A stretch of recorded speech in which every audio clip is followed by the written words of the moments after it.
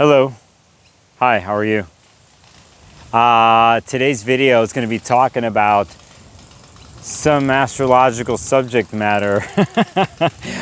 Basically, from the 4th to 5th to the weekend. I'm making these kind of ahead of everybody the day of, with some wind and some stark lighting conditions. And a time of the day where I think everybody's sleeping, and I even saw birds sleeping on the way here. But I'm sure you'll hear some noises. But you know, talking about the 4th to 5th of February, we're gonna go all the way to Saturday the 8th, maybe even to the 9th here when I'm looking at my notes and my calendar, my honeycomb calendar. Some of you watched my Pisces Love Potion video. You saw I talked about this massive Pisces weekend that we just had. We're into the moon of Aries. It's probably late Sunday night, early Monday morning where you are. I'm making this on Monday afternoon where I am on the other side of the world, which we'll get into Monday. And an interesting thing, I'm going to put up a link here. In the middle of the night, I posted a video that my Patreon members have had. It's a video with Kira Sutherland and Cameron Allen talking about ways to calm your nervous system. You're going to see that when you wake here up on my YouTube. Please comment on there. Please share that video around. I think you're going to enjoy the conversation the three of us had. And part of the reason why I posted around there is because we have an applying Mercury in Aquarius, trine Jupiter and Gemini situation. Several days ago, we had a Sun trine Jupiter. Here's the next chapter in the air story, and kind of a little chapter that goes deeper into the year, because we will be doing, for a long time, for a while, we're going to do Pluto and Aquarius trine Uranus and Gemini down the line, and for this air age that we're getting into. So whenever we have other inner body planets, other planets that are in air, and let's say Gemini and Aquarius, we're going to take this as chapters and exploratory transits of that deeper nature.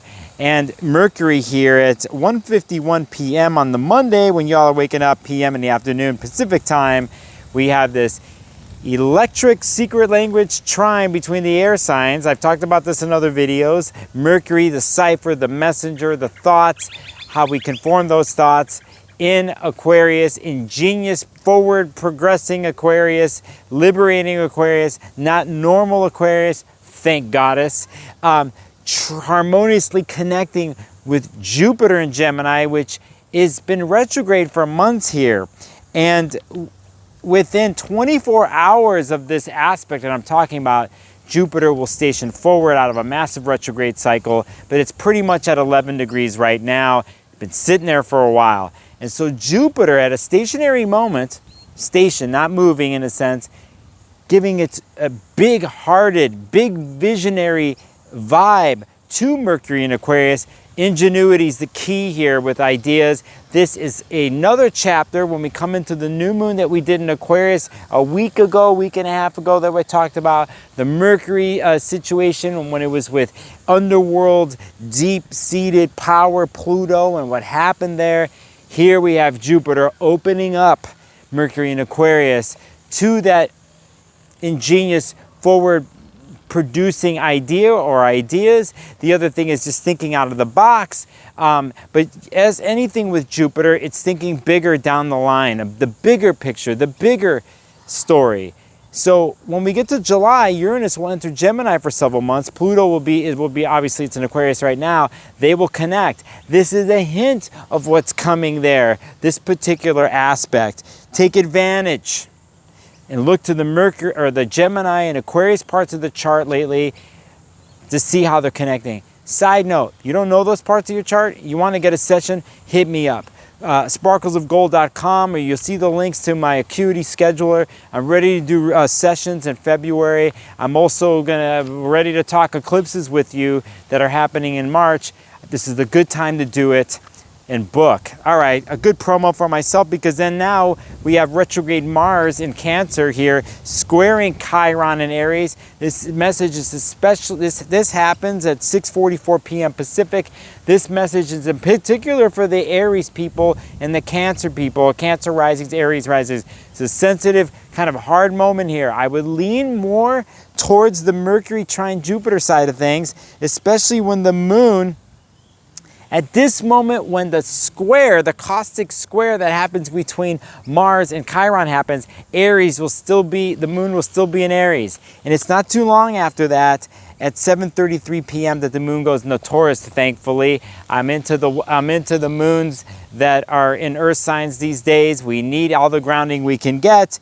And then late Pacific, early Eastern, February 4th at 11:56 p.m., we have Venus leaving Pisces and going into Aries and fully pushing us now into the situation that's going to happen in March with eclipses and a Venus retrograde that's starting in Aries, a Mercury retrograde that's going to happen in Aries. All this stuff goes back to Pisces, but here comes Venus now into Aries, leaving the sanctuary, the pleasure place, the beautiful place, into Aries, where things are a little bit more honest and truthful and not ethereal. And I think it's great, actually. I like the movement between Pisces and Aries because we get to dream and be in the emotional healing waters of Pisces, where we trust the unknown and the mystery, right? We come to places of inspiration and compassion. We also get lost in these places.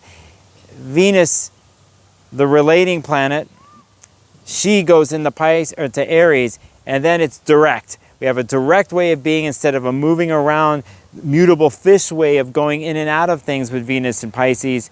Venus goes into Aries, but remember, this is going to stop at some point in March, and Venus will go backwards for 40 days, basically, go back into Pisces, and eventually go back into Aries. You want to remember this point here on February 3rd, 11:56 p.m., or you could say 2:56 a.m. Eastern time on the 4th. That will be at 0 degrees, Venus in Aries, the Aries point. And it is then pretty much within a couple hours that Jupiter in Gemini will stop its full retrograde motion, station forward, and hang out at 11 degrees for so many days. Actually, it sits there. If you have anything immutable, anything in Gemini at 11, you please honor this, because you get to shoot straight out of the gate here. At least for the couple weeks while Jupiter's in Gemini at 11 and 12 degrees, Jupiter will be hanging around there. If you have anything immutable degrees there, this is the focus. And Saturn's in on this story too in Pisces. Remember, we have an ongoing square between the two for a year. So Jupiter gets to maybe start to think about going forward. Gemini risings. You got stuff in Gemini in general. Really dig this one. Appreciate it, okay? Because you just had a Mercury-Jupiter trine I started the forecast with. Now Jupiter's going to move forward, and that Gemini part of your chart is about to get lit. It's about to propel itself all the way to June, when Jupiter will leave Gemini and go into the sign of Cancer for a year. But you pretty much, it's forward progress in the Gemini part of your chart. I'm not saying it's easy, but after doing a month of a retrograde cycle, a massive during Christmas Mercury retrograde where all these themes, mutable themes were involved, of too many irons in the fire, too much going on in the mind. Now you got Mercury in Aquarius helping you focus in on it. Gemini loves this. It actually needs the discipline, and then it can actually make the vision of Jupiter propel forward. It's all higher mind stuff here now, but learn the lessons. Take the lessons that you've learned the last 4 or 5 months in the Gemini part of your chart, and now is the time to singularly focus on that one particular thing, maybe 2 things in the Gemini part of your chart. The weird thing about this is when we have Mercury go backwards, when it does this retrograde cycle here in March, when it starts retrograde in Aries and goes back into Pisces during eclipse season, that isn't necessarily the quickest of minds going forward. That is a review process. But if you take the bigger picture, and when we get out of Mercury retrograde in March and it's moving forward in April and May, there's only about 2 months after that where Jupiter's in Gemini plowing forward, shooting forward. And that's when you fully propel yourself in the Gemini part of your chart. I'm really psyched about this for myself and other Geminis. We need this. Take advantage of it. It only comes every 12 years, Jupiter and Gemini. Work it, okay? I'll talk more about this here in the future with transits. My Gemini and Gemini risings, a good time to book is right now with this one, because I'm a Gemini and I've been mapping this stuff out and thinking long term with it. So if you want to work from a plan perspective, a coaching perspective, I'm pretty good with that stuff. I'm down to do that with you. When we get into Wednesday the 5th, we basically have Moon and Taurus basically make all these aspects to Saturn, Mars, Uranus, conjunct Uranus. We grounded through these days with the Moon and Taurus. Then late on February 5th, Moon goes into Gemini. And now Jupiter's moving forward, right? Jupiter's moving forward, and then we got the Moon in Gemini for 2.5 days. And now here's the deal. Here where the mind starts to really pop here in the middle part of the week and before the weekend. The Moon's going to be in Gemini all the way till Saturday, the 8th, right there. But saying that, when we get to the 6th, Moon's going to make an aspect to Pluto in Aquarius, a sextile to newly Venus in Aries, fire and water. I like the movement going on here. 6:16 p.m. Pacific on the 6th, we have Moon in Gemini conjunct newly moving forward, Jupiter in Gemini.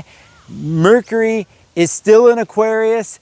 I love it. I love this transit for the air people. I write down the stuff now, right? The ideas you had, the seeding moment that you had during the new moon, this is really where it can start to push forward, is later this week when we have Moon in Gemini, Mercury still in Aquarius. So again, air irons in the fire. No, how would I say that? Air ideas in the wind? So something like that. But you, again, my air people, my Aquarius people, my Gemini people, we are the leaders in this realm down the line when it comes to the long Pluto and Aquarius transit, Uranus transit, the ingenuity, the forward thinking, the collective social mind. We're getting hints of it right now. You get the flashes of brilliance. What you consider brilliant is something that you're like, oh, I love what I just came up with, or what I absorbed informationally, and then take it in, not only just gestate it, but start to work with it, start to calculate, start to mix and match and play around in the mental lab, okay? So that happens there on, we're talking Moon conjunct Jupiter, 6:16 p.m. Pacific on the 6th. We have this other thing happened now on the 6th officially, but it's already been happening. Neptune, being in the last degrees of Pisces, is at a conjunction with the North Node in Pisces, where the eclipses will be happening for the next 1.5 years, in Virgo too. If you think about this, think about it. Neptune is in Pisces. Pisces' ruling planet is Jupiter. Jupiter is in Gemini. It's interesting here, the Piscean nature of water and what we've been doing lately, even this past weekend with all the Pisces stuff, the stuff that's coming up with the eclipses, it's not separate from the Aquarius Gemini story, really. It isn't. And it's how mind and water can connect. Now, they don't necessarily connect in a lot of ways, right? My air connects with air on paper, so air connects with fire on paper. Water connects with water, water connects with earth. Water and air? Emotional content in the mind? Nah, but here you can. My version of astrology, I think we've had a lot of practice with this the last several months, with how we take emotional content, how we bring it up to an idea or mix the two together, and then how we put it into form and matter. And I think it's one of these situations here with the Neptune conjunct the North Node that we want to think and feel about it that way. The challenging part of this is Neptune's fantasy and fog and dissolves things. So what is real and what's not? It could be one big illusion for many people who are affected by this Neptune and Pisces transit at the later degrees, along with the North Node there. You might have got a hint of it last weekend. We had a massive Pisces love pile up there. It might have been great and creative and grounding for many people. Other people, they might have been delusional and drinking some fantasy that's not real. And some of that could come into play later this week. And so I am about discernment, maybe using the mind of Gemini here in the transits this week, with Mercury still being in Aquarius, to kind of like not completely fall into the disillusionment pool, right? But at the same time, you want to be real. If you can combine the two, if you could take the mysterious creative of Neptune in Pisces and the North Node in Pisces, and let yourself have that. Let yourself trust that mystery. That mystery will can you bring it to a place where it's the idea? And can the idea eventually be formed? All right, so thank you for listening to that. When we get on Friday, the 7th Pacific time at 4:14 a.m., Venus, newly in the sign of Aries, will make a nice opportunistic aspect. They call it a sextile to Pluto and Aquarius. We have fire and air here. I love it. I love these 0, 1, 2 degree fire and air placements because they're so important this year. They're actually pretty much the focal point of 2025 because we have so many planets going into 0, 1, 2 air, then leaving and coming back. And the same with fire. We have Saturn and Neptune that are going to go into Aries briefly at 0, 1, 2 degrees fire and then go back and leave and come back again. And by the time we hit the end of the year and we're into 2026, it's all fire and air and we're locked in. So we get hints of this stuff, like this Venus sextile Pluto aspect, where Pluto, with its investigative regeneration nature, it wants to go in, bring in what's deep and bring it up to the surface. Whatever it is, it's kind of a stark truth, but in a sense, it's inspired and fueled relationally by Venus. Venus and Aries and Pluto here actually get to not ham it up, but they stir each other up. The wind makes the fire grow,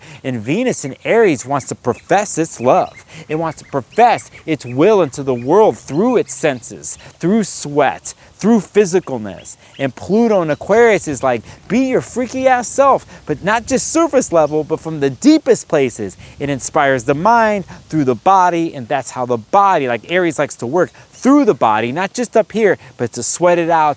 It's the positive warrior here. It's the deep warrior aspect.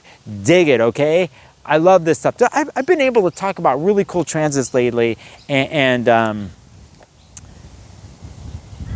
are now all harsh, okay? And I dig it, and more of this is coming. And I'll be straight with you when the harsh comes. And by the way,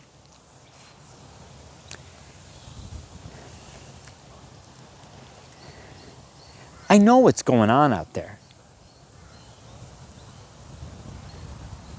Seems like the world's fucked. This is opportunity. This is advantage situations.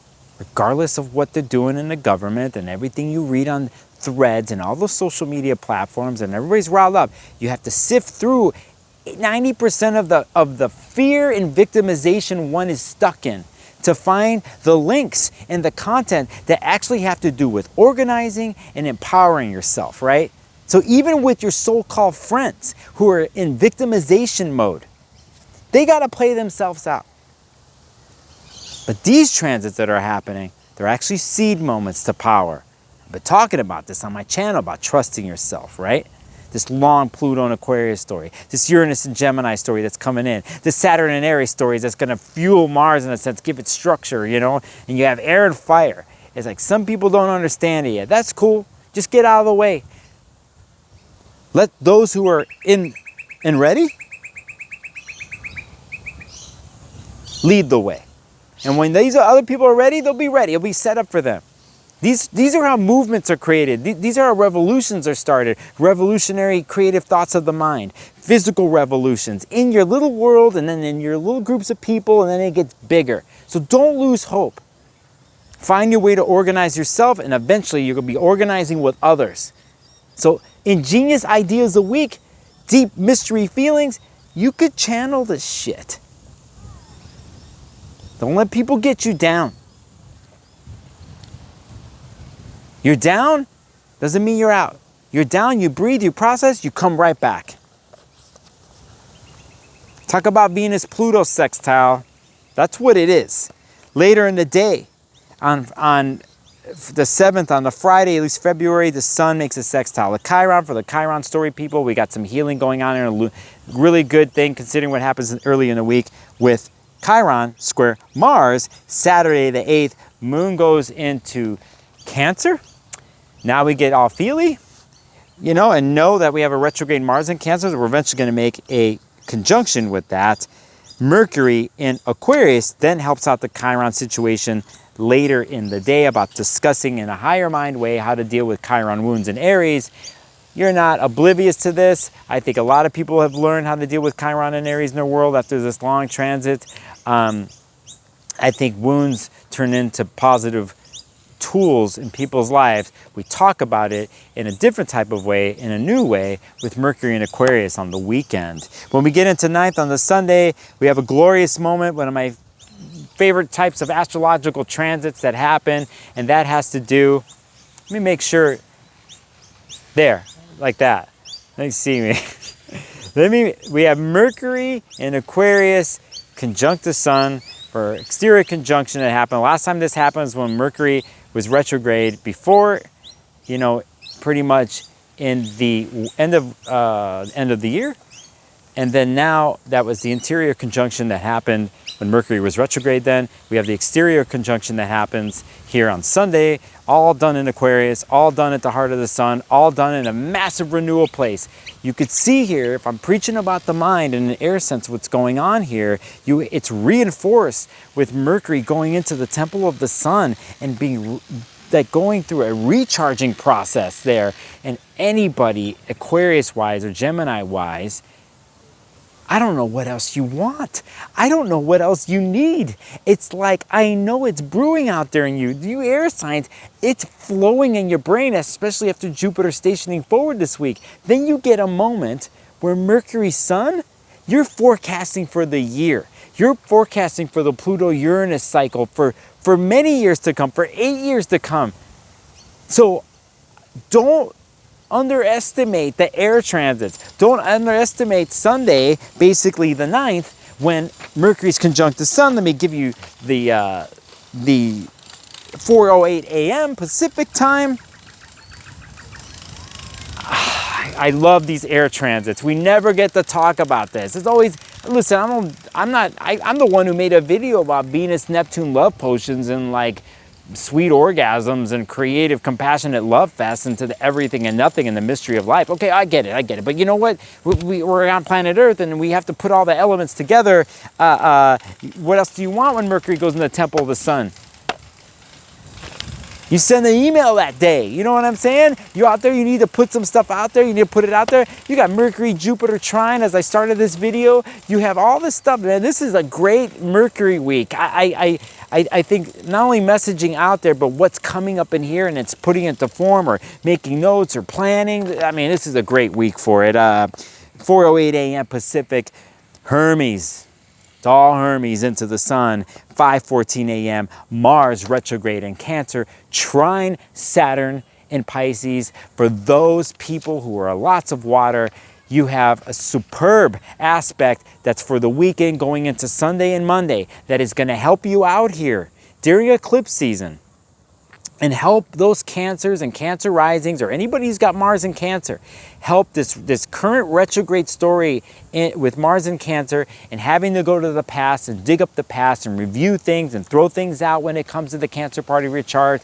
The old stories, family, ancestry, you know, what feeds you, what doesn't. Basically, how you get your essential needs met. Mars going backwards has been trying to figure this out in Cancer and going through a review and redefinition process. So it's connecting in a harmonious way to Saturn, Pisces, a fellow water sign. Saturn, the planet of rules and regulations and responsibility, but even on the other end, sets you up for the steps to take, sets you up for the organization, sets up redefinition, but not on a surface level, on a deep foundational level. And when those are redefined foundations, wherever Saturn's touching, they last for a lifetime. That's the type of work that Saturn does. So no fear on this one.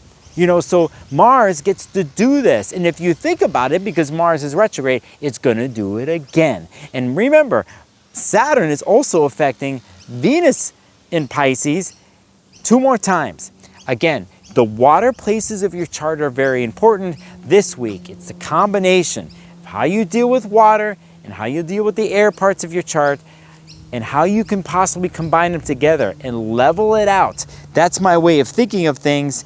I will go into the next day, basically, yeah, I mean, even on the 9th, like the same day with Mars trine Saturn in water signs, they're connecting. Mars and Saturn they build things. They construct things together. Mars is the force. Saturn is the constructor. You need the energy to construct, right? So that's what happens. It's the same day that the moon in Cancer is conjunct Mars. So you have the moon, an internal emotional lead, fueling this in such a positive way, I think, that, again, next month the transits are harder. I think they're hard. And because of eclipses and Mercury and Venus retrogrades, and it's going to be difficult. So set yourself up here with these transits I'm talking about this week. I'll get into Monday, February 10th, Mercury in Aquarius. We'll then get a hard square from Uranus and Taurus and throw the lightning bolt on Mercury in Aquarius. And it could be challenging for many people, air signs, after the whole week of things flowing. At the same time, I love the gift that Uranus brings of liberation, that a lightning bolt comes and hits this tree out of the blue, and then it's shocking and it can be weird and caustic in conversation because it's Mercury. At the same time, it could split something open for something to flourish down the line.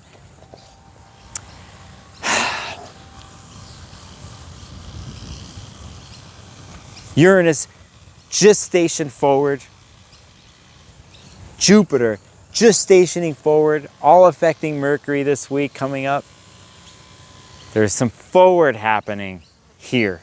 Now, when we hit March, like I said, some things feel like they're going backwards, but they're all really moving forwards, as always. And when we get to the end of March and we get through the retrogrades and eclipse season, we shoot out fast through April, March, into June and July. The transits are going to happen fast. The storylines are going to move, and everything will definitely be different than the way it is now. That is for sure. You can bank on it. I could talk more into the week. I will not. I'll end the video. For those who watch, I'm trying to build my channel. I'm doing these videos, these types of things. You know, I'm doing these types of mobile place considerations. I should have did it this way, but you get the different viewpoints. You get the different things. I'll try to do more environmental stuff here outside when I make my vids. I'll be doing studio stuff again in my live streams, which will be coming up soon. Please, if you made it this far, support me on this channel by becoming a subscriber. You could do paid subscription on here. I got my Patreon link down below. I'm trying to build it. There's going to be more content. I might even try writing a little bit. Speech to text, stuff like that. What else is on my mind? I've been seeing purple a lot.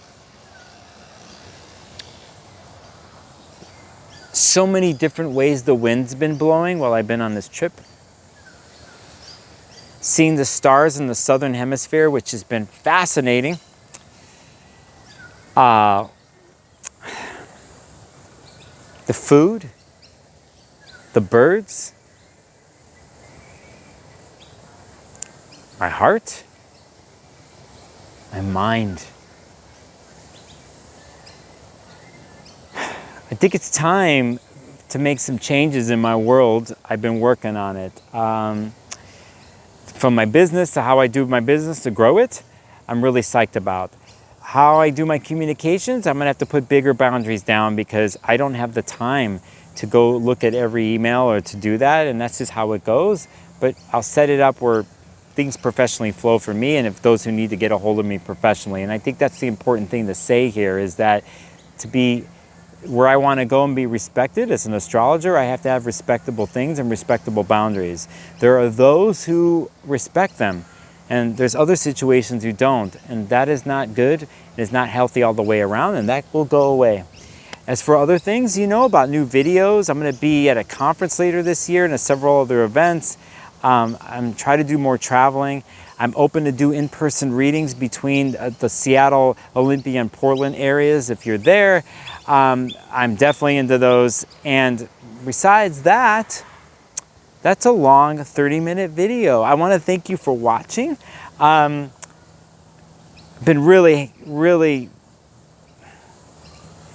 really fortunate. I live a fortunate life, and if I could share the feeling and the blessings that have been given to me by the universe, and they come through my videos and through my practice as an astrologer to you, then I'm doing my best work.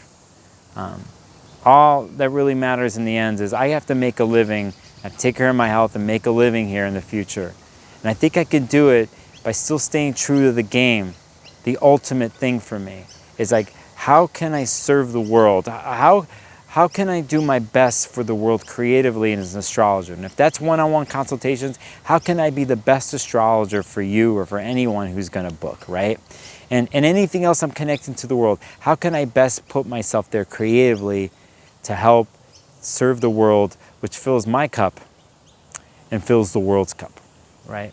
So think about, I don't know what that is for you, but for me, it's everything right now. And I'm gonna risk and gamble with that intention, right? And in my mind, on an air week here, that's what I'm putting out there. I appreciate you making it to the end of the video, okay? Hit the subscribe, hit the like button, leave a comment down below.